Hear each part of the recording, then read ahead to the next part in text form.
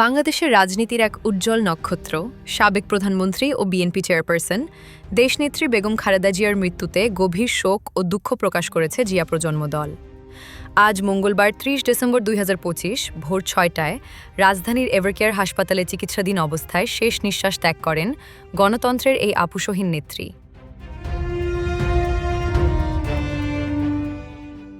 তার মৃত্যুর সংবাদে সারা দেশে শোকের ছায়া নেমে এসেছে। দেশনেত্রী প্রয়াণে এক শোক বার্তায় জিয়া প্রজন্ম দল কেন্দ্রীয় কমিটির প্রতিষ্ঠাতা চেয়ারম্যান জনাব মোহাম্মদ মাসুদ বলেন, বেগম খালেদা জিয়া ছিলেন বাংলাদেশের গণতন্ত্র ও বহুদলীয় রাজনীতির এক অবিসংবাদিত কাণ্ডারি। তার মৃত্যুতে দেশ একজন সাহসী, ত্যাগী এবং দেশপ্রেমিক রাষ্ট্রনায়ককে হারালো, যা অপূরণীয় ক্ষতি। তিনি আরও উল্লেখ করেন, বেগম জিয়ার দীর্ঘ রাজনৈতিক সংগ্রাম ও আপুসহীন নেতৃত্ব আগামী প্রজন্মের জন্য সবসময় অনুপ্রেরণা ও অনুকরণীয় হয়ে থাকবে। জিয়া প্রজন্ম দলের পক্ষ থেকে মরহুমার বিদেহী আত্মার মাগফিরাত কামনা করা হয় এবং তার শোকসন্তপ্ত পরিবারের প্রতি জানানো হয় গভীর সমবেদনা।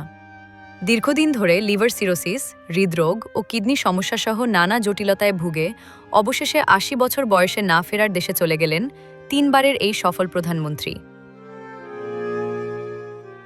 ১৯৮১ সালে শহীদ রাষ্ট্রপতি জিয়াউর রহমানের মৃত্যুর পর বিএনপির হাল ধরেছিলেন তিনি।